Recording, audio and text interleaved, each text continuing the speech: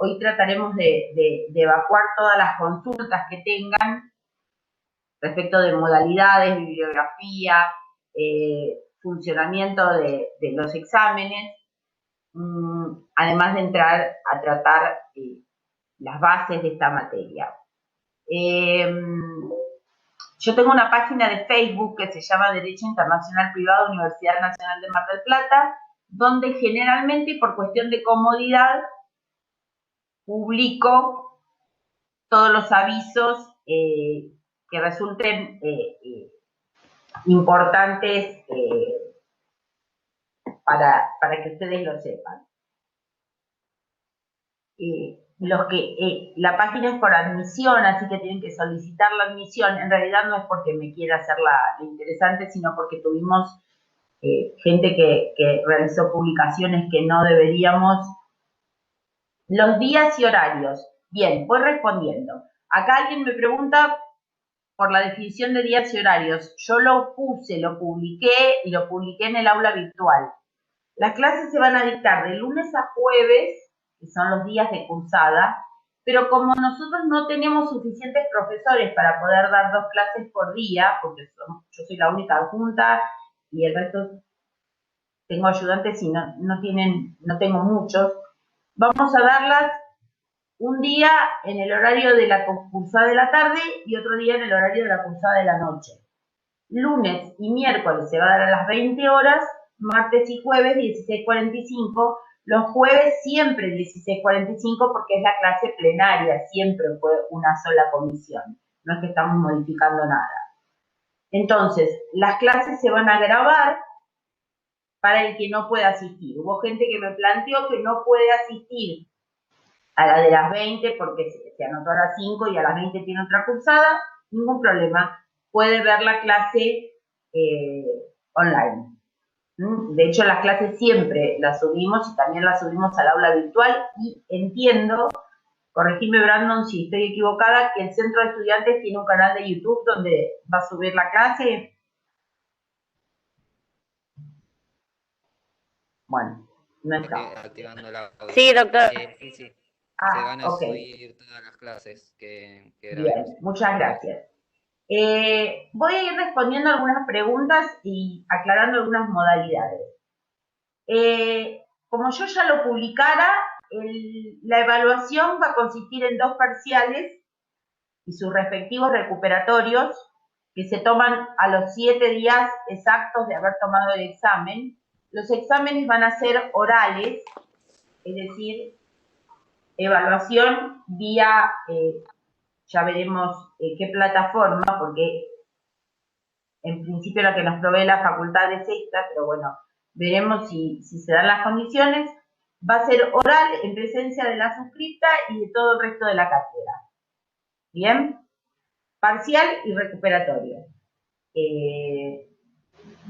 Los que estén al tanto de que el cuatrimestre pasado la modalidad fue diferente, la hemos tenido que cambiar porque ha sido sumamente problemática y de la única manera que nosotros podemos quedarnos tranquilos de cómo es la evaluación de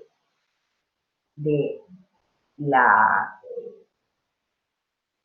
idoneidad a quien estamos aprobando es por vía de un interrogatorio cara a cara, dentro de lo posible, ¿no? Cara a cara virtual.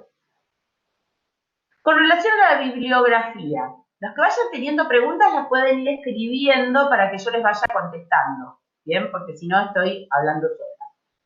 Con respecto a la bibliografía, ustedes saben que hay, respecto de la obra del manual que hay de Derecho Internacional Privado que escribió el doctor Eduardo Koch, que es lo más accesible para todos ustedes, hay una primera versión que fueron 3 libros que luego se condensaron en un solo libro, que es este. ¿Bien? El que tenga que comprar fotocopias o obtener material, prefiero este a los 3 tomos anteriores, porque en los tomos anteriores hay muchas referencias a Código de Vélez, porque cuando el doctor lo empezó a escribir, todavía no había entrado en vigencia el nuevo Código Civil y Comercial, entonces este libro tiene más actualizado. El libro se llama Derecho Internacional Privado, de Eduardo Raimundo Hoff, editorial Hammurabi, análisis bajo el Código Civil y Comercial de la Nación. Segunda edición, no sé si vamos por la segunda o tercera. ¿Bien?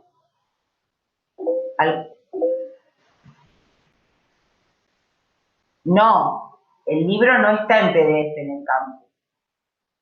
No, este libro, no. De hecho, no podemos subirlo porque los derechos de autor son del Dr. Hoff y no es material libre, tiene derechos de autor. ¿Bien? ¿Qué es Homero, gente? Una librería que está enfrente a tribunales. Una librería. Sí, en las librerías que están cerca de tribunales lo venden, sí, claramente. Sí. La librería de la Facu. Me dicen, bueno, chicos, no. En el campus está subido un libro que dice Hoff, tomo único, más los 3 tomos. Queríamos saber si eran esos, adicionándole el que usted hablaba recién de Hoff. Sí, le vuelvo a pedir que para hablar pidan permiso, ¿bien? El tema es así, este único tomo reemplaza a los otros 3. No hace falta leer los 4. ¿Sí? Yo no puedo dar, chicos, no me coloquen en la situación de decir que vamos a subir porque yo lo que hayan subido en PDF no es legal. Estamos violando derechos de autor. Entonces, yo lo máximo que les puedo decir es, bueno, si lo van a fotocopiar, yo no puedo hacer nada, pero la realidad es que, o sea, si ustedes me dicen está subido en un lugar donde ustedes tienen acceso, bueno, yo no me voy a interponer. Lo que les digo es, si tienen que conseguir algo, este último es más corto y está mejor tratado y está más actualizado. ¿Estamos de acuerdo? Eso es lo que les quiero decir. Bien. Con relación al tema fallos, porque me van a preguntar después el listado de fallos obligatorios. Bueno, hemos tomado la costumbre ahora en este sistema de virtualidad de publicar antes del examen un listado de fallos que deben conocer el contenido. Normalmente estos fallos se suben al campus. Sí, los fallos sí están para que ustedes los puedan leer y algunos con guías de estudio para que puedan ir respondiendo y si ustedes responden todas esas preguntas, tienen una guía de estudio del fallo. Después, el resto de los fallos que se mencionan o que los profesores pueden mencionar, debemos saber de qué se trata. O sea, no podemos decir el fallo tal, colgado del aire, porque si no, no sabemos si ustedes saben si está bien o mal aplicado el fallo. Es decir, que vamos a publicar un listado de fallos obligatorios y luego vamos a mencionar otros fallos en otros temas que quizás no sean obligatorios. Pero sí, si ustedes mencionan el temario, tienen que decirnos de qué se trata. O sea, los vamos a dividir en grupos para que sepan en qué horario rinden, porque sé que alguna de las quejas fue que tuvieron que estar días. Los vamos a dividir en grupos en función de la gente que se presente. O sea, vamos a primero tomar asistencia y después les pido por favor que todos los que puedan conecten las cámaras, porque dar clase contra un cuadradito negro ya es bastante complicado, sumado a todas las situaciones de que esta es una página nueva, no funciona exactamente igual y todo eso. Se entrecorta, sí, no es un problema de internet mío. Yo tengo una banda súper ancha, no sé cuál es el problema. Bueno. De la cursada. Ah, otra cosa.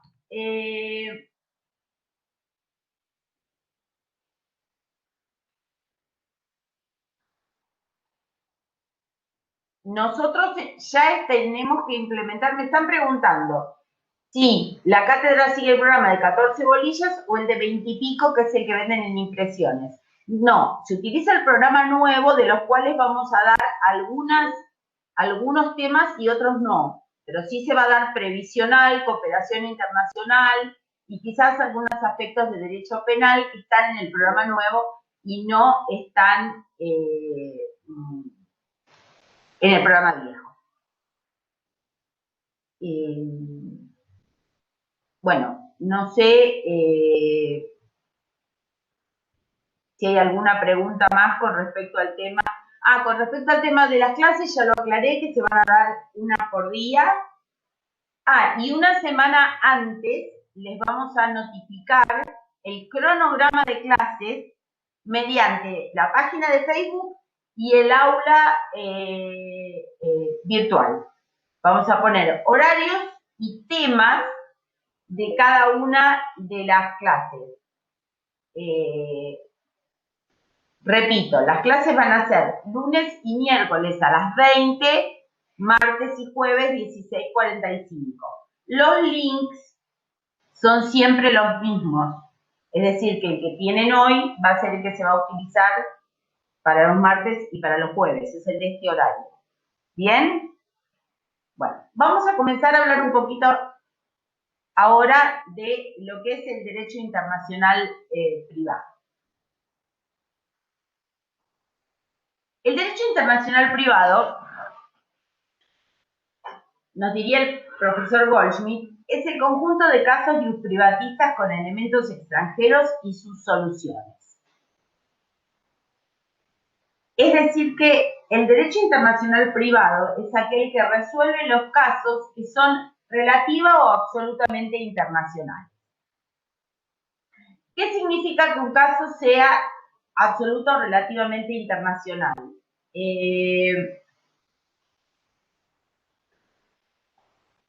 Vamos a analizar primero qué es un caso nacional. Un caso absolutamente nacional es un caso doméstico. Es decir, es un caso donde desde el primer momento todos los... Perdón,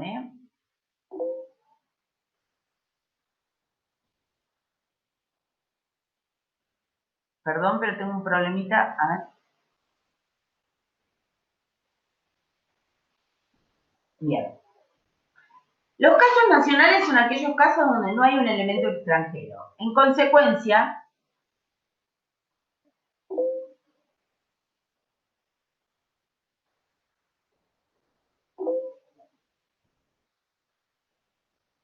no me ven a mí.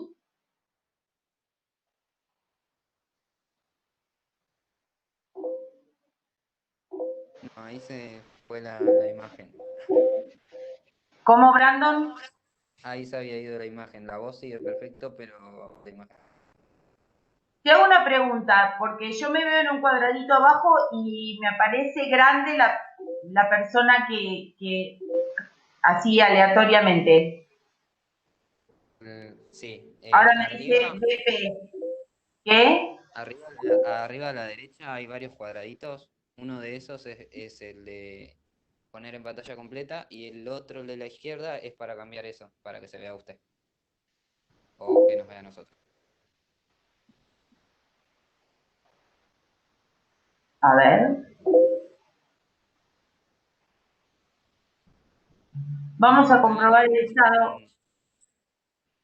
Si pueden apagar la Conexión de cámara. red buena y servicio de red bueno, audio no me informa. No sé qué es lo que está pasando. No, y más es lo único que tiene el audio. Los que tengan cámara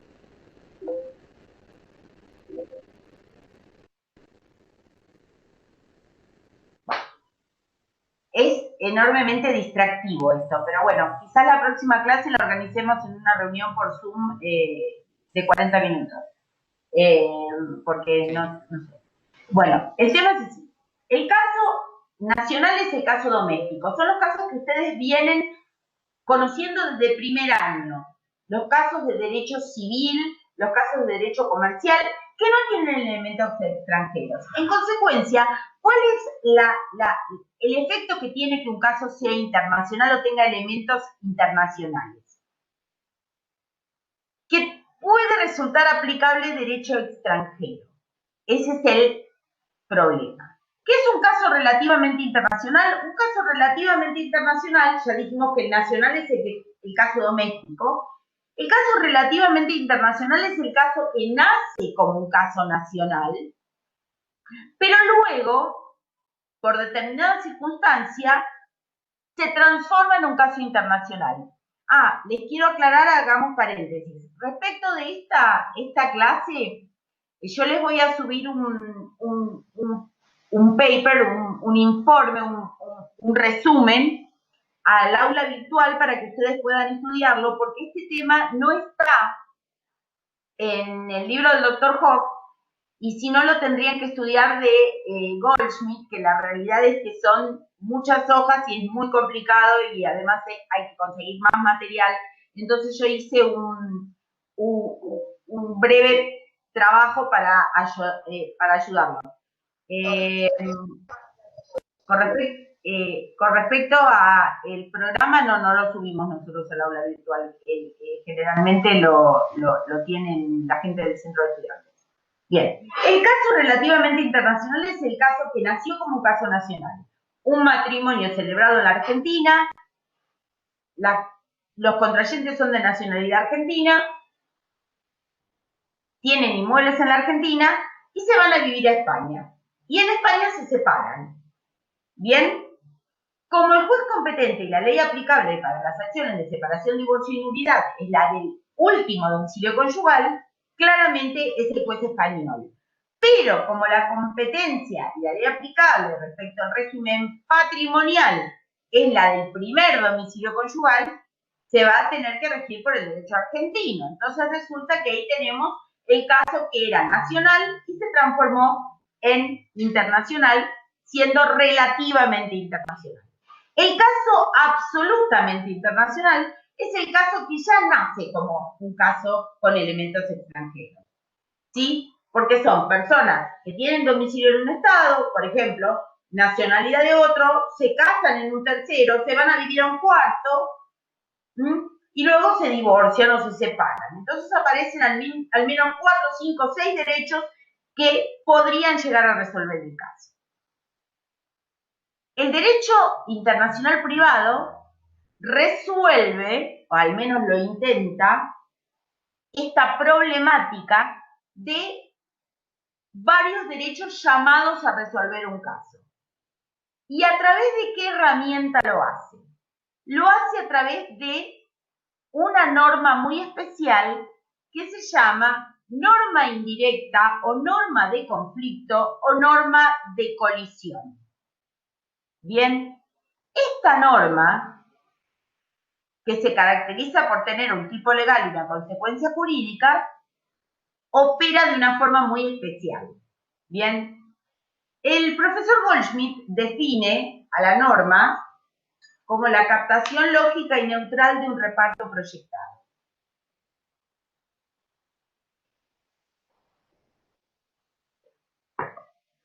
¿Qué es esto? ¿Qué significa captación lógica y neutral de un reparto proyectado?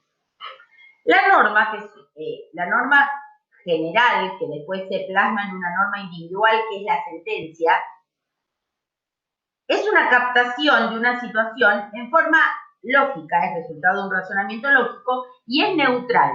¿Por qué es neutral? Porque no está pensada en un caso sí y en otro caso no. Está pensado en cualquier caso. Y un reparto proyectado porque es un reparto de potencias e impotencias. Es decir, que la norma lo que busca es decir, si este señor que está luchando por una potencia, que es cobrar un crédito,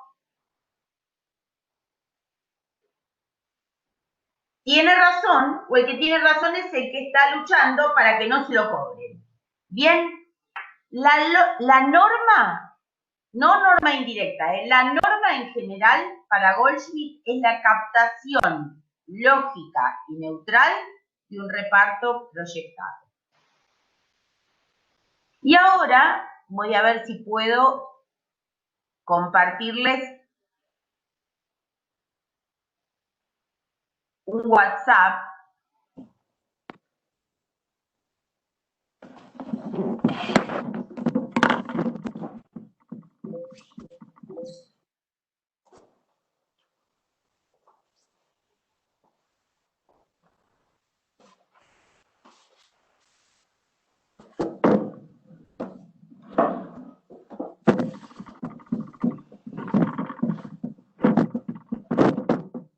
No, Brandon, no tengo permiso para compartir, me dice.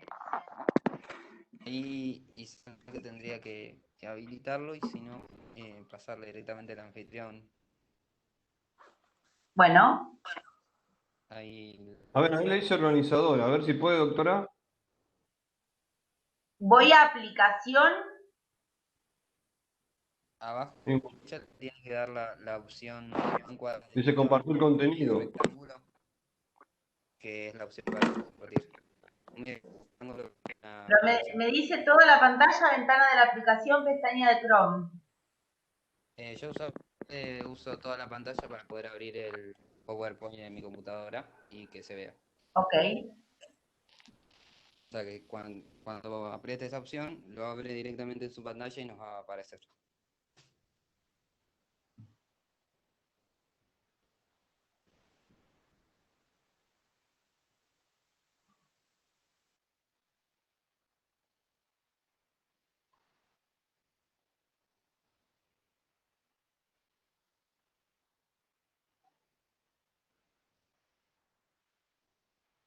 ¿Se ve?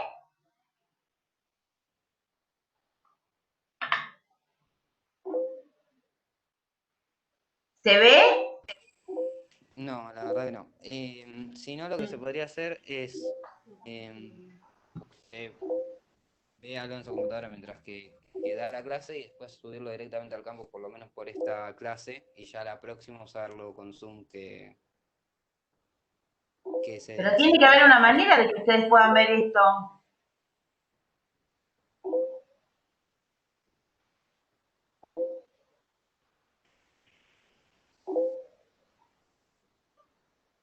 A ver. Esto es muy estresante. Brandon, ¿no lo podés pasar vos, no?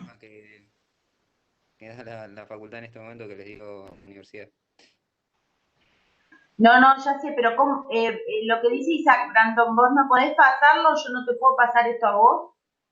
No, la realidad es que no, porque estoy en un celular y no me va a bajar. Ahí se le ve de vuelta la pantalla a usted, o sea, se le ve... Lo que no se ve es el power.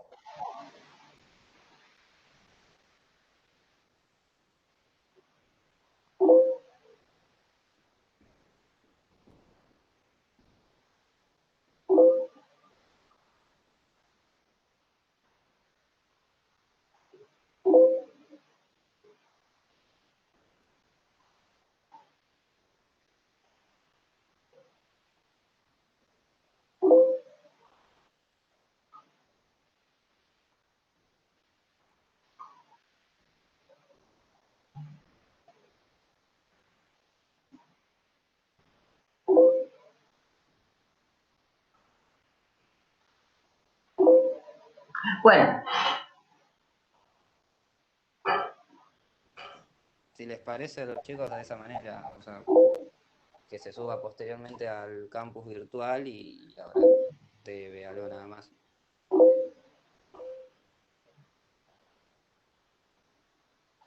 Me dice compartir toda la pantalla, pero cuando yo quiero compartir el PowerPoint no me deja. Sí, puede ser.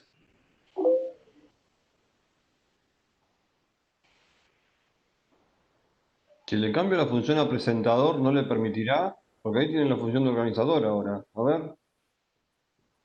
Bueno, Vamos a intentar una vez más eso, a ver si se puede hacer algo.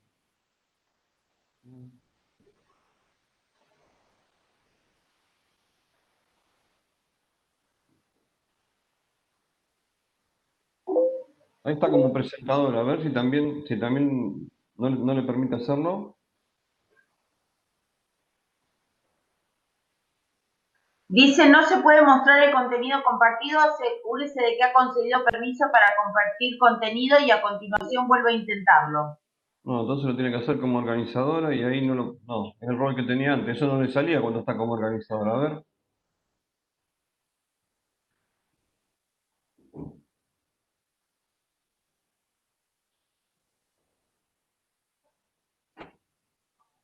No, bueno, No. no importa. Vamos a seguir con el tema de la... No me deja. Yo se lo subo al aula virtual en PowerPoint, chicos, porque la realidad es que así nos vamos a volver locos. Esto es, alguien dijo que Zoom no nos va a permitir, somos demasiados participantes, en este momento somos 170, así que imposible hacer por Zoom en particular. Bueno, vamos a arrancar. Vamos de vuelta. Entonces, ya definimos que es un caso absolutamente nacional, un caso relativamente internacional y un caso absolutamente internacional. Y dijimos que las respuestas a estos casos internacionales las vamos a obtener mediante la utilización de normas indirectas. ¿Cuál es la diferencia entre una norma directa y una norma indirecta? No su estructura, porque las normas directas también tienen la misma estructura que la indirecta, que es un tipo legal y una consecuencia jurídica. La norma indirecta la van a encontrar en la bibliografía como norma indirecta, norma de colisión, norma de conflicto. Es todo lo mismo. Es la norma que resuelve el derecho internacional, el caso con elementos extranjeros. Las normas directas tienen un tipo legal, que es la porción social a reglamentar, es decir, donde se describe el caso, y en la consecuencia jurídica encontramos la solución. Ejemplo, al que matare a otro le corresponderá una pena de prisión o reclusión de 8 a 25 años. Es decir, en la respuesta, en la consecuencia jurídica, tenemos la solución del caso. En el derecho internacional privado, la diferencia es que la norma indirecta, a diferencia de la norma directa, no resuelve el caso, sino que utiliza un elemento técnico variable que se llama punto de conexión para indicarnos el derecho que va a resolver el caso. Es decir, la norma directa nos dice cómo se soluciona. Al que matare a otro le corresponderá una pena de prisión o reclusión de 8 a 25. La norma indirecta no nos va a decir la solución, nos va a indicar el derecho que la va a resolver. Ejemplo, a los bienes inmuebles se les va a aplicar la ley del lugar de su situación. No sabemos cuál es la ley del lugar de su situación. No lo conocemos, pero sabemos que tenemos que ir a consultar el derecho de la situación del bien para poder establecer el régimen legal que se les es aplicable. Y básicamente lo más importante, que es lo que no se puede hacer cuando se trata de derechos reales. Las normas indirectas pueden ser unilaterales u omnilaterales. Las normas indirectas unilaterales son aquellas que en lugar de puntos de conexión utilizan conexiones. Es decir, que si bien no traen la respuesta, la solución en la consecuencia jurídica, la conexión es estable, o sea, siempre va a ser el mismo derecho. Ejemplo de esto era el antiguo artículo 10 del Código Civil de Vélez, que establecía que los inmuebles situados en la República se les iba a aplicar derecho argentino, en resumidas cuentas. Las normas omnilaterales son las que utilizan puntos de conexión que pueden llamar a cualquier derecho del mundo. ¿Cómo hubiera estado redactado el artículo 10 si hubiera sido una norma omnilateral? Dijimos que el artículo 10 decía que a los bienes inmuebles situados en la República se les aplicaba derecho argentino. ¿Cuál es el punto de conexión? Bienes inmuebles situados en la República. La ley de situación del bien. Para que esta norma fuera omnilateral, en vez de decir eso, debería haber dicho a los bienes inmuebles se les aplica la ley del lugar de sus situaciones. Y ustedes me van a decir, sí, pero la solución es la misma. Porque a los bienes inmuebles que están situados en la República se les aplica derecho argentino. Sí, pero no es así. Porque la norma omnilateral es susceptible de aplicación analógica. Es decir, que si a los inmuebles situados en la Argentina yo les puedo aplicar derecho argentino, les tengo que aplicar derecho argentino, a los que están situados en el extranjero les aplico la ley de su situación.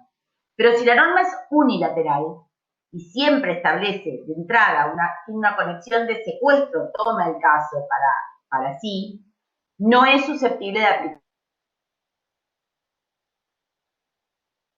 La norma indirecta, a diferencia de la norma directa, utiliza un elemento técnico variable que se individualiza en atención a las particularidades de ese caso, que se llama punto de conexión.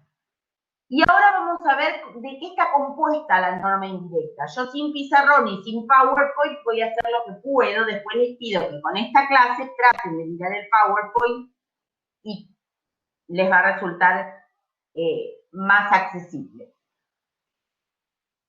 La norma indirecta se compone de un tipo legal y una consecuencia jurídica. Tanto el tipo legal como la consecuencia jurídica tienen una característica positiva y una característica negativa. Se las voy a enunciar, anótenla y luego la vamos a desarrollar. Hagan lo siguiente, que sería lo que estarían viendo si pudiéramos ver el PowerPoint. Pongan tipo legal más consecuencia jurídica. Sí, está en Goldschmidt, Adrián Madrid, esto está en Goldschmidt. La estructura de la norma está en Goldschmidt, pero le recomiendo seriamente que lea el PowerPoint y escuche mi clase, porque para poder llegar a todo esto va a tener que leer mucho. Y si usted quiere estudiar por Goldschmidt, bienvenido, felicitaciones y aplaudo el intento, pero les aviso que no es un libro de fácil acceso, o sea, de fácil lectura. Se entrecorta, además de todo se entrecorta. Bueno, genial. Bien, tipo legal más consecuencia jurídica. Bien, tipo legal. Hagan dos flechitas. Una que diga característica positiva y otra que diga característica negativa. Lo mismo en la consecuencia jurídica. Característica positiva y característica negativa. La característica positiva del tipo legal está compuesto por la causa y los hechos subyacentes al punto de conexión. Ahora vamos a explicar. La característica negativa del tipo legal es el fraude a la ley. La característica positiva de la consecuencia jurídica son los puntos de conexión y lo conectado, o problemática de la cantidad de derecho aplicable o reenvío. Es todo lo mismo, ¿bien? Y la característica negativa de la consecuencia jurídica es el orden público. ¿Bien? Entonces, vamos a analizar qué es cada uno de estos elementos. Primero vamos a aclarar que las características negativas operan por exclusión. ¿Qué significa que operan por exclusión? Significa que no deben existir, no deben estar presentes para que la característica positiva funcione. Es decir, si la causa y los hechos subyacentes al punto de conexión se ven afectados por fraude, no van a funcionar. Y si la solución indicada como aplicable por el derecho extranjero, utilizando el punto de conexión y luego de solucionada la cuestión de si hay o no reenvío, si la solución es contraria al orden público argentino, orden público internacional como conjunto de principios, ahora resuelto en el artículo 2600 del Código Civil y Comercial,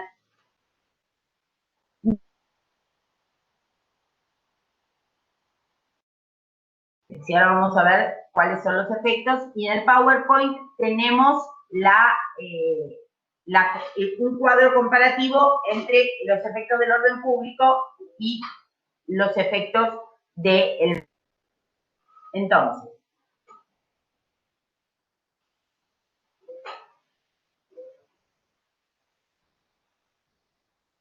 a partir de donde se cortó,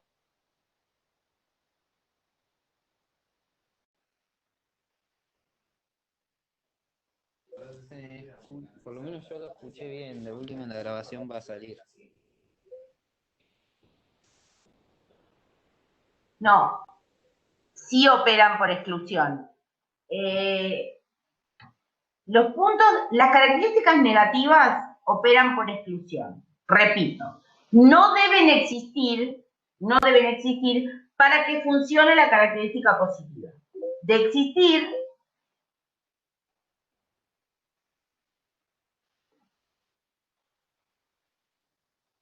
chicos, el tema es el siguiente. Yo entiendo que haya problemas de conectividad. Exactamente, si yo voy a tener que desactivar el chat porque realmente no puedo, porque no me puedo concentrar, o sea, es imposible dar clase de esta manera.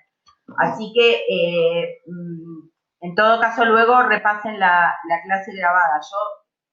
Si ustedes cada cosa que yo digo me están diciendo que se cortó o que no me escucharon, que probablemente sea cierto, chicos, no habiliten más el chat porque no puedo dar clase, no me puedo concentrar.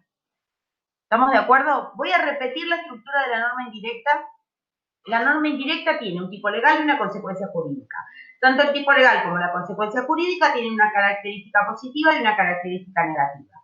La característica positiva del tipo legal es la causa y los hechos subyacentes al punto de conexión. La característica negativa es el fraude a la ley. La característica positiva de la consecuencia jurídica es los puntos de conexión y lo conectado. Y la característica negativa es el orden público. Si encontramos que los hechos subyacentes al punto de conexión son fraudulentos, entonces no van a funcionar. Quiere decir que no debe haber fraude. Y si la solución indicada como aplicable por el derecho extranjero mediante el punto de conexión es contraria al orden público, entonces tampoco se va a aplicar el derecho extranjero, sino que se va a aplicar derecho propio. Bien, entonces, vamos a analizar cada uno de los elementos. Ya aclaramos que para que funcione todo dentro de lo que es esta estructura de la norma, que ustedes van a verificar en el PowerPoint con toda tranquilidad, no debe existir ninguna de las características negativas. Cada uno de estos institutos, ¿sí? El fraude a la ley, el orden público, los puntos de conexión, el reenvío, las calificaciones, que es la definición de los términos de la norma, todo esto va a ser objeto de clases especiales, o sea, cada uno de estos puntos va a ser objeto de una clase completa. Hoy estamos haciendo una aproximación a lo que es esta materia, que es nueva, que es distinta, que cuando ya creímos que no podía pasarnos nada peor, aparece privado y nos empiezan a hablar de reenvío y cuestión previa y calificaciones y fraude a la ley, pero aplicado al derecho internacional y como conjunto, el orden público como conjunto de principios o de disposiciones, y si es a priori o a posteriori, que es una cláusula especial de orden público, nos volvemos locos. Créanme que al final los que estudien, los que vayan siguiendo los temas, van a aprobar, porque 20 y pico de años de experiencia así lo acreditan. Las primeras clases de privado son un sufrimiento, nadie entiende nada, después se va aclarando. el hecho de que no tenga pizarrón, yo estoy muy acostumbrada al pizarrón y que encima tampoco les puedo compartir el PowerPoint, que me dijeron que podía compartirlo y yo con Zoom los compartía, con esto no puedo, no colabora. Pero le vamos a poner toda la buena onda que podamos para que esto salga lo mejor posible. Característica positiva del tipo legal. Tenemos un caso. Lo vamos a hacer utilizando un ejemplo para que sea más práctico. Vamos a usar el caso Fritz Mandel, que es un caso de fraude a la ley. La causa, en este caso, el señor Fritz Mandel falleció. Falleció de una enfermedad terminal, de la cual se enteró muy poquito tiempo antes de morir. El señor Mandel quería desheredar a sus herederos legitimarios, que eran los hijos de su tercer matrimonio, lo cual a todas luces en nuestro sistema es imposible. No podemos desheredar a herederos legitimarios. Por más que hoy en día se discuta cada vez más si las legítimas son o no de orden público internacional, pero eso es una cuestión que no vamos a entrar a discutir ahora, que recién estamos arrancando. Entonces, ¿qué hace el señor Mandel? Él era austríaco, nacionalizado argentino. Se vuelve a Austria, adquiere la nacionalidad austríaca, constituye domicilio en Austria, testa desheredando a los herederos legitimarios y dejándole todo a su quinta cónyuge. Cuando fallece el señor Mandel y se pretende hacer valer ese testamento austríaco, los hijos del señor Mandel se oponen alegando que ese testamento se hizo en fraude a la ley argentina, ¿sí? Porque el señor Mandel se fue a Austria al solo efecto de testar y desheredarlos, y por eso readquirió la nacionalidad austríaca, porque el punto de conexión que rige las sucesiones en Austria es la nacionalidad, pero el punto que rige en Argentina es el último domicilio, entonces también readquirió domicilio. Ahora lo vamos a pasar por el filtro de la estructura de la norma indirecta. Causa. Se murió una persona. Causa fuente. Sobre la causa no podemos manipular nada. Se murió, se casó, nació, se adoptó. O sea, es la causa en el sentido de origen del caso. Hechos subyacentes al punto de conexión. Y acá nos tenemos que detener porque los hechos subyacentes al punto de conexión son los que son susceptibles de ser manipulados. ¿Cuáles son los hechos subyacentes al punto de conexión en el caso Mandel?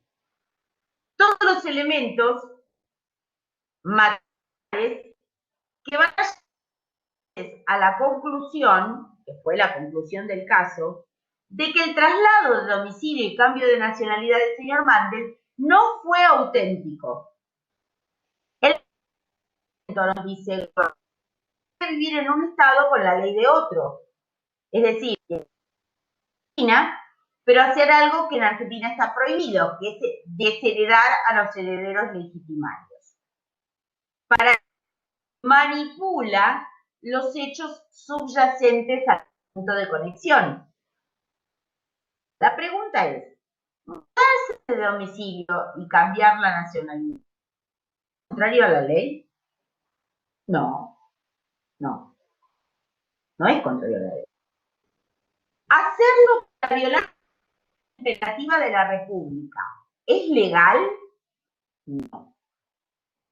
Entonces, el fraude de la ley es siempre una violación indirecta, es decir, realizando un acto de manipulación de los hechos subyacentes al punto de conexión, que es legal, yo busco un resultado ilegal, que es la aplicación de un derecho de aplicar. Claramente, esto tiene mucho que ver, o se aplican las cuestiones que tienen que ver con el orden público y que no son disponibles para las partes. Porque si yo puedo elegir el derecho que va a regir el contrato, ¿para qué miércoles voy a andar cambiando de lugar de celebración o lugar de cumplimiento si yo puedo elegir cuál es la ley? Porque hay autonomía de la voluntad. Donde es hacedero el fraude es en las cuestiones donde la ley no me permite elegir. No puedo elegir la ley que va a regir mi sucesión. No puedo modificar las normas relativas a matrimonio, a filiación, a adopción. Ahí es donde advertimos la presencia de fraude. ¿Hasta acá alguna pregunta? Voy a habilitar el chat un segundito. El que quiera hacer alguna consulta o no entendió de lo que dijimos, o levantan la mano y les doy la palabra. Bueno, seguí. Hagan así con la cabeza. ¿Sí? Seguí. Entonces, el fraude a la ley tiene un efecto diferente al del público. ¿Cuál es el efecto del fraude? En el caso Mandel, de casualidad, el efecto sería el mismo que el orden público, pero no siempre es así. Si nosotros detectamos que hay fraude, ¿qué sucede? El acto fraudulento vale. O sea, Mandel se murió austríaco y tenía domicilio en Argentina Strasse, en Austria, en Viena. Y lo conserva, menos para lo que él lo hizo, que es estar desheredando a los herederos legitimarios. Entonces, el efecto. Efectos al acto fraudulento solamente respecto de lo que se buscó con el fraude, y a esos efectos se les aplica el derecho indicado por los hechos subyacentes al punto de conexión inmediatamente anteriores a los fraudulentos, a los genuinos. ¿Sí? Es decir, que en el caso Mandel se va a considerar que el último domicilio del causante, en los términos del artículo 3283 y 3284, estaba en la Argentina. Es decir, que para la categoría sucesiones, ese cambio es inoponible. ¿Por qué decimos inoponible? Porque nadie le va a anular el cambio de nacionalidad, ni de domicilio, ni de nada. Simplemente no se le van a reconocer efectos. Y eso fue lo que pasó en el caso Mandel. ¿Bien? Dijeron, no señor, Mandel dejó su departamento en la calle, se los adelanto porque el caso Mandel es un tema que entra en el tema fraude a la ley, es un fallo obligatorio. Que si quieren hoy mismo se lo subo al aula virtual. Bien, yo les recomiendo que vayan controlando el aula virtual porque nosotros subimos mucho material, ¿sí? Y hay trabajos muy buenos de todos los ayudantes explicativos de cada uno de los temas. Pero debo aclarar que eso no implica eludir la lectura de la bibliografía, ¿sí? No estudien solamente de los resúmenes, estudien del resumen, o sea, lean el libro, después pueden cerrar con el resumen y la clase. Clases van a ver de todos los temas y ya les vamos a indicar si va a haber de lunes a jueves toda la semana. Por lo pronto, la semana que viene hay clase toda la semana. Yo después, cuando la doctora Lundquist me pase el cronograma, yo se los voy a pasar. Por lo pronto, el lunes a las 20 tienen clase con la doctora Fraschina y el martes 16:45 tienen con la doctora Lundquist. ¿Sí? Bien. Entonces,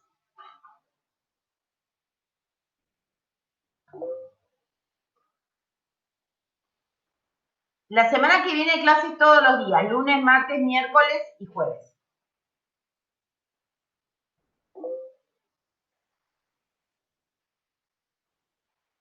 No.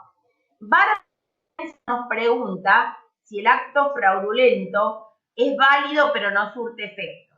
A ver. No. Eso es una generalización, porque si el acto fuera válido, surtiría efectos. No hay una forma en que un acto inválido surta efectos o un acto válido no lo surta.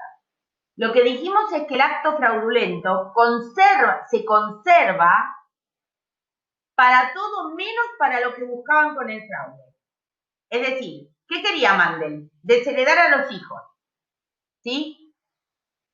¿Lo dejaron? No. ¿Se murió austríaco? Sí, se murió austríaco y con domicilio en Austria. ¿Le sirvió para atestar? No. La sentencia dictada en la sucesión ¿declara que Mandel no es más austríaco? No. Declara que el testamento que hizo en Austria es un testamento fraudulento, porque lo hizo en fraude a la ley sucesoria argentina, que es muy distinto que el acto sea válido y no surta efectos. El acto es válido, pero no surte efectos en cuanto a la finalidad buscada al momento de cometer fraude. ¿Quedó claro? El que no lo entendió, les pido por favor que utilice, tome la palabra y pregunte.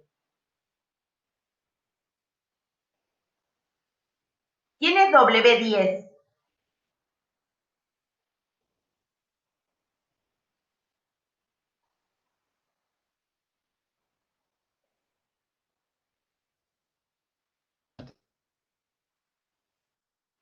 ¿Cómo?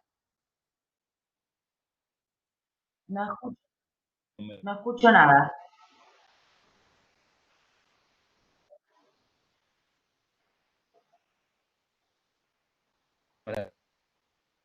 No escucho. Buenas tardes. Bien. No hay problema. Acá hay una compañera que dice que no se puede armar el concepto.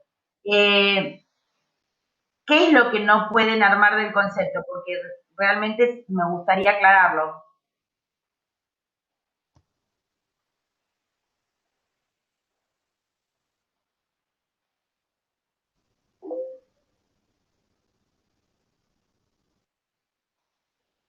No. Ah, bien. No hay problema, no. Chicos, no tengan problema en decirme si no escuchan, si no entienden, porque perfecto, Ismael. Yo estoy acá para tratar de explicarles, y esto es, si ustedes no entienden, no tiene sentido. Entonces, voy a repetir rápidamente lo que dije hasta ahora con el tema Mandel, ¿sí? Dijimos que el señor Mandel no, el fraude en perjuicio de terceros es una subespecie del fraude que ya vamos a analizar cuando veamos el tema fraude a la ley. Bien, que yo no lo doy, yo doy orden público. Sí, no se haga problema que no pudo cambiar el nombre, a mí no me preocupa eso, lo que pasa es que quería evacuarle cualquier consulta. El fraude es hacedero siempre que se trate de normas imperativas. Debemos distinguir acá entre normas imperativas y normas dispositivas. Las normas dispositivas son aquellas normas en las cuales las partes pueden disponer, hay autonomía. Bien, en las normas coercitivas, que son las normas imperativas, no hay autonomía. Yo no puedo elegir el derecho que va a regir el acto. Ahí es donde se hace fraude. Bien, obviamente que el fraude es para obtener una ventaja. A veces no es buscar perjudicar a un tercero. Generalmente el efecto es que hay alguien que se perjudica. Pero el objeto del fraude, el objeto en sí del fraude es obtener la aplicación al caso de un derecho distinto al indicado como aplicable por los hechos subyacentes al punto de conexión. En el caso del señor Fritz Mandel, lo que pasó es que el señor Mandel quería atestar, desheredar a los herederos legitimarios, y los hechos subyacentes al punto de conexión, que era último domicilio del causante, no llevaban al derecho argentino. Y el derecho argentino no lo permitía. Entonces el señor Se fue a Austria y dijo, todo bien. Texto, ¿qué pasó? El señor Mandel, entre que se entera que está enfermo, se muda a Austria, cambia de nacionalidad y de domicilio y testa, pasa un periodo muy, muy breve. Y estas son dos de las características más especiales y más importantes del fraude a la ley, que son la contracción temporal. Porque alguien podría decirme, ¿y quién dice que Mandel no tenía domicilio en Austria? ¿Por qué? Porque el señor Mandel se entera de que tiene mieloma múltiple, que es una especie de cáncer muy, muy agresivo, deja su vivienda de la calle, su departamento, su piso de la calle Libertador, completamente armado hasta con su ropa, se va a Austria y en un plazo de 15 días fallece. ¿Sí? Esto es conocido en la doctrina del derecho internacional como contracción temporal. Y la segunda característica es la expansión espacial. Es decir, el fraudulento, a decir de Goldschmidt, actúa en cámara rápida y en un lugar donde nada se le perdió. ¿Cómo nada se le perdió? Y sí, porque Mandel era austríaco, pero hacía 40 años que vivía en Argentina. Se dedicaba a la venta de armas, era un inmigrante, era multimillonario. Generalmente en estos casos van a advertir que siempre el patrimonio es importante ese juego, si no a nadie le importa nada, o sea, no llegamos a todas estas instancias. Y advertimos que hay fraude porque hay contracción temporal y expansión espacial. Entonces, sigamos. Supongamos que en el caso Mandel, que es una de las preguntas que tienen en la guía de estudio, que en el caso Mandel hubiéramos llegado a la conclusión de que el testamento era válido y que el cambio de domicilio era válido. Porque se prolongó en el tiempo, porque se probó una voluntad real de cambiar de domicilio. Vamos al punto de conexión. El punto de conexión, de acuerdo a la ley argentina, es que la ley aplicable es la ley del último domicilio del causante. Entonces, si el causante tenía domicilio en Austria, y de acuerdo a la ley austríaca, este testamento es válido, el testamento debió ser declarado válido. No es lo que pasó, estamos suponiendo, siguiendo el ejemplo para ver cómo funciona la norma indirecta. Entonces, punto de conexión, último domicilio del causante. Problema de calificaciones, que es domicilio para nuestra ley y que es domicilio para la ley austríaca. Ese es el problema de calificaciones respecto de un aspecto del conflicto, que es el de calificar los términos de la norma. Calificar en el sentido de definir, ¿sí? Y les voy a adelantar que las definiciones son siempre de acuerdo a la ley del juez. El juez califica los puntos de conexión de acuerdo a la ley indirecta por. La lex causa es la ley de fondo. No se preocupen si no entienden nada, en un par de clases más la cosa va a tener otro color. Supongan que resolvemos que no fue fraudulento. Pero ¿qué pasa? Mandel tenía un montón de inmuebles en la República.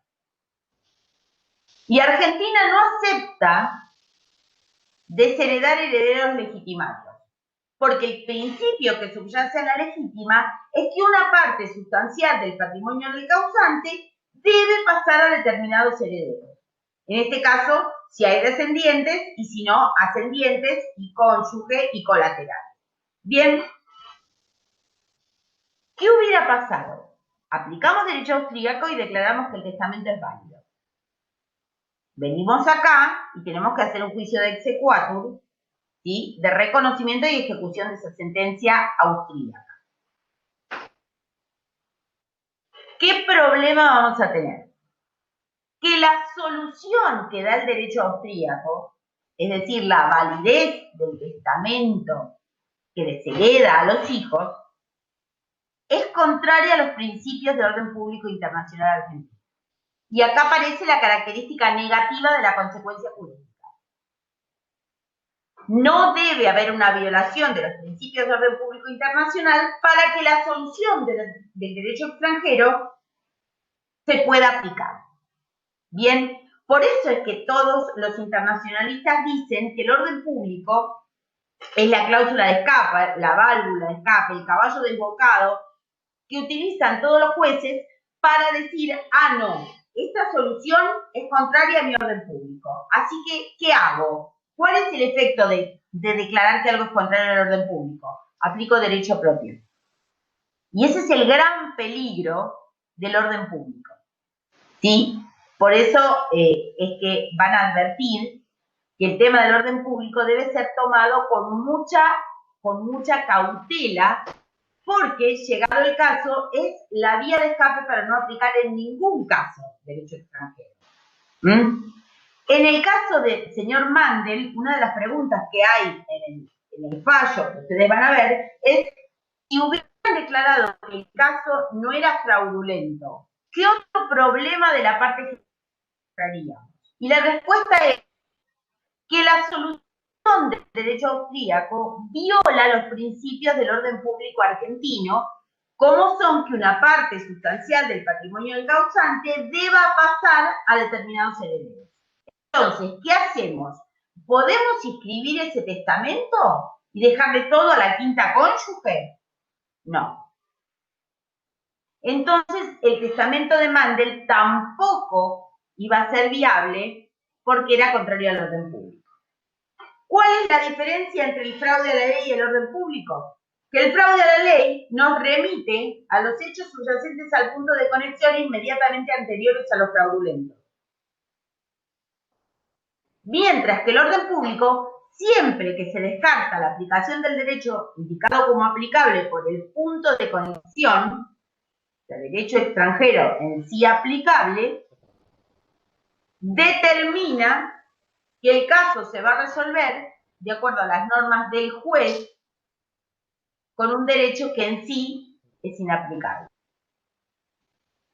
Yo sé que esto parece un trabalenguas, pero les voy a pedir que el que no lo haya comprendido me lo diga, o el que tenga alguna duda.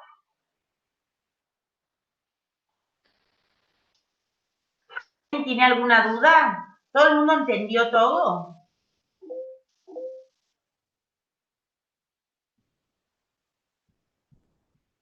Sí, Agustina Cedrola me pide que repita, pero yo quisiera saber desde... Bien, perfecto. Vamos a repetir.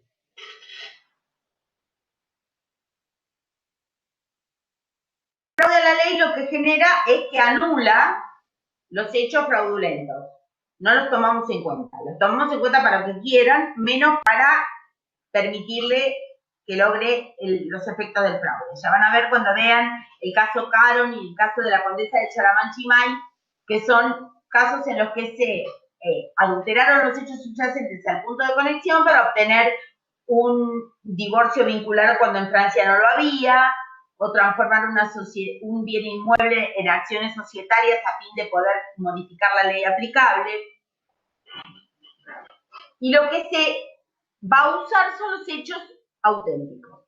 En el orden público, que es la característica negativa de la consecuencia jurídica, en el orden público, el juez analiza cuál es el derecho indicado como aplicable por el punto de conexión. Caso Mandel, último homicidio de causa. Luego hay que hacer un análisis de si este derecho contiene o no una norma de reenvío. ¿Qué es una norma de reenvío? Una norma de reenvío es una norma que indica que esta cuestión va a ser resuelta por otro derecho diferente. O sea que no quiero explayarme sobre el tema de la problemática del reenvío, porque si no, vamos a complicar mucho más las cosas. Ya el reenvío es uno de los últimos temas que se dan porque es muy complicado. Es cuando el punto de conexión nos manda a otro derecho. Vamos a seguir con el caso Mandel. Punto de conexión último domicilio del causante, ley aplicable austríaca. Estamos imaginándonos que no fue fraudulento el cambio de domicilio de Mandel. Que sí lo fue, ¿eh? Claro. Cambio de domicilio de nacionalidad de Mandel fue fraudulento. Resulta que el juez austríaco homologó ese testamento y lo mandó a escribir respecto de los bienes inmuebles situados en la República, o inmuebles registrables, como puede ser un automóvil, una lancha, una aeronave, un aerodeslizador. Como dice la Convención de Viena, nunca nadie vio un aerodeslizador, no tengo la más pálida idea de qué consistía un aerodeslizador, pero lo dice la Convención. Para poder escribir este testamento y que los bienes pasen a la cónyuge, hay que hacer un juicio de exequatur. Todos dieron procesal, acá todos saben lo que significa un juicio de exequatur. Es un juicio de reconocimiento y ejecución de sentencia extranjera. Bien. Bueno, para poder ejecutar o reconocer y ejecutar una sentencia extranjera, uno de los recaudos que exigen los códigos procesales es que la sentencia extranjera no sea contraria al orden público argentino. En este caso, esa sentencia austríaca que nos estamos imaginando, repito, que le deja todo a la quinta cónyuge, cuando la querramos reconocer y ejecutar en Argentina, no vamos a poder. ¿Por qué? Porque la solución del derecho extranjero es contrario a los principios de orden público internacional argentino. Es decir, aquellos principios que nunca van a ser dejados de lado por aplicación de ninguna norma extranjera. Durante muchos años se discutió si el orden público era un conjunto de principios o un conjunto de disposiciones, porque nuestro código no lo trataba el tema. Eso ya fue resuelto ahora en el artículo 2600 del Código Civil y Comercial, que establece que el orden público es un conjunto de principios. Es decir, el principio que subyace en la legislación, en la norma. Esto a su vez flexibiliza el concepto de orden público, porque si el derecho extranjero reconoce la misma institución que el nuestro, mientras la diferencia no sea abismal, podemos aplicar derecho extranjero, que es la misma institución, mediante el fenómeno de la adaptación. Entonces, el principio subyacente acá es que una parte sustancial de la herencia pase a determinados herederos. Esto no está pasando si le reconocemos validez al testamento. ¿Por qué? Porque desheredamos a los hijos. Entonces, ¿qué va a hacer el juez? Va a descartar esa sentencia extranjera y va a decir: la solución del derecho austríaco es contraria a mi orden público, a los principios, que es que una parte sustancial de los bienes pasen a determinados herederos. Hago la aplicación del derecho extranjero y lo resuelvo de acuerdo a las reglas sucesorias argentinas. Entonces, ¿por qué decimos que el orden público es un concepto peligroso? Porque como no hay un catálogo de normas de orden público o de principios de orden público, sino que el orden público es un concepto mutable que cambia todo el tiempo. Nosotros éramos recontra antidivorcistas y de un día para el otro tenemos libros y libros sobre la no divorciabilidad del 67 bis de la ley 2393 y de repente un día vino la ley 23515 y no solo éramos divorcistas, sino que éramos recontra divorcistas. ¿Sí? Aún en el caso de una separación extranjera, de un matrimonio celebrado en la República, si no volvía a la República uno de los dos cónyuges, podía pedir la conversión a divorcio. O sea que hasta divorciábamos a gente que tenían competencia y era aplicable la ley extranjera. ¿Qué pasó? Cambió el orden público, muchachos. El orden público es mutable. Por eso es que cuando veamos orden público vamos a estudiar el concepto de actualidad del orden público. Y ustedes, que son jóvenes y no se acuerdan de la época de Alfonsín, cuando pasó lo del divorcio, tienen un ejemplo mucho más concreto, que es el tema del matrimonio entre personas del mismo sexo. Durante años y años, Argentina no consideró válidos los matrimonios celebrados entre personas del mismo sexo, aunque lo hubieran sido de acuerdo a la ley del estado de la celebración. Cuando la ley que rige la validez del matrimonio, también para nuestra ley, es la ley del estado de la celebración. Matrimonio entre personas del mismo sexo en Holanda. Bueno, acá no le reconocíamos efecto. Matrimonio era entre hombre y mujer, punto. No le reconocíamos, aunque según la ley holandesa fuera válido. Bueno, no desplegaba efectos en el foro. El día que la Ciudad Autónoma de Buenos Aires aprobó en el 2010 las uniones civiles, ¿recuerdan eso? Uniones civiles entre personas del mismo sexo, que no era matrimonio, era unión civil, pero le permitía tener la misma obra social, le daba algunos derechos a los que habitaba. Ese día cambió el orden público. Y pasamos de ser contrarios a considerar la unión entre dos personas del mismo sexo matrimonio, no matrimonio, a considerarlo matrimonio. En ese momento unión civil, luego matrimonio, pero,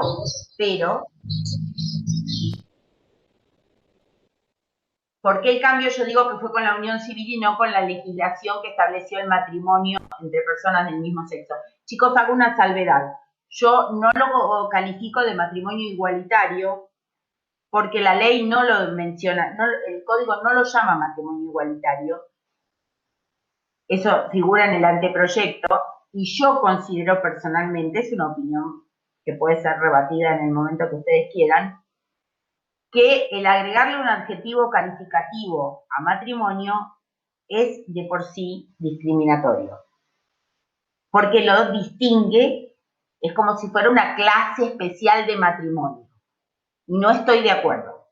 O sea, la discusión era, ¿la unión entre dos personas del mismo sexo es matrimonio o es guiso de lenteja? Con los mismos efectos que tiene el matrimonio. Si lo consideramos matrimonio, se llama matrimonio. Si lo consideramos guiso de lentejas, se llama guiso de lentejas, aunque tenga los mismos efectos. Se resolvió que también era matrimonio aunque no fuera entre hombre y mujer. Punto. ¿Para qué vamos a decir algo más? ¿Sí? Es un matrimonio entre dos personas del mismo sexo. Si no, donde decimos igualitario, ya sabemos que algo no está tan igual, porque si no, no tendríamos que aclarar. Es una postura personal. Admito que se considere otra cosa y que le digan matrimonio igualitario, no hay ningún problema. Si bien el código no utiliza esa terminología, habla de contrayentes. Primero se eliminó entre hombre y mujer y ahora dice entre contrayentes. No distinguiendo. Donde la ley no distingue, nosotros no debemos distinguir. Y una investigación más profunda nos indica que cuando se hizo el proyecto, el igualitario se agregó para distinguirlo del matrimonio entre personas de distinto sexo, con lo cual la finalidad teleológica final no fue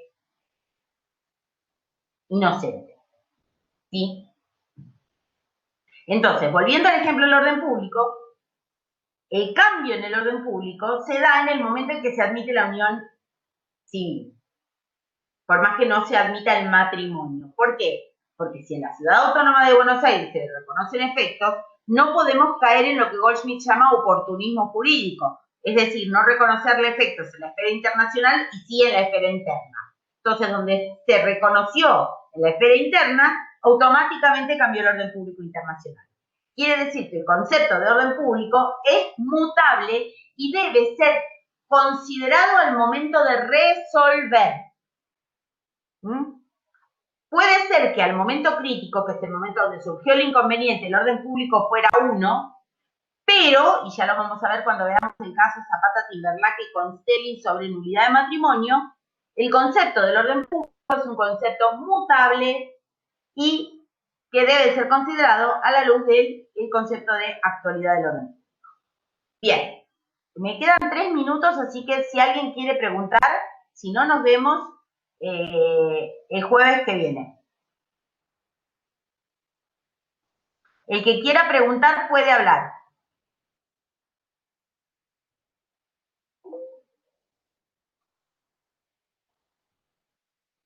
Una pregunta, doctora. Quizás es medio incómodo esta forma porque tendría que volver muy para atrás. Pero con respecto a las características especiales del fraude a la ley que usted enunció, la contracción temporal, en este caso Mandel, fueron 15 días, pero eso es, digamos, sujeto a una interpretación en el caso, no es que hay un número en puntual. No, tal cual, le explico. Primero voy a aclarar, miren chicos, a ver dónde tengo la cámara.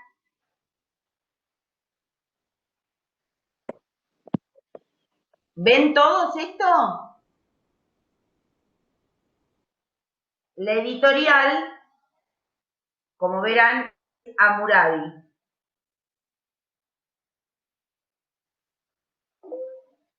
No se ve, me dicen. Yo lo veo. Hammurabi, Derecho Internacional Privado. Si tienen que conseguirse un libro o quieren, este es mejor, es más resumido, está más actualizado, les va a hacer la vida más fácil que los 3 tomos. Si no queda otra, estudien de los 3 tomos, chicos, yo no quiero que gasten dinero de más, el que tenga los 3 tomos sirve. ¿Bien?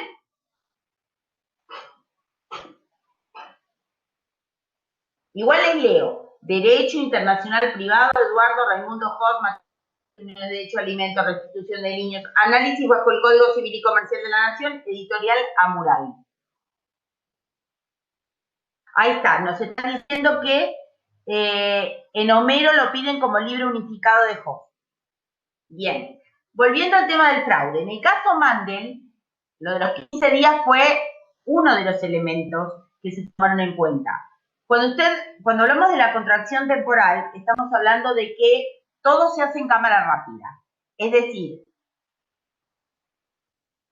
como cuando un ejemplo de fraude en materia matrimonial era el tema de obtener en la época de la ley 2393 el divorcio en México vía Uruguay para poder volver a casarse.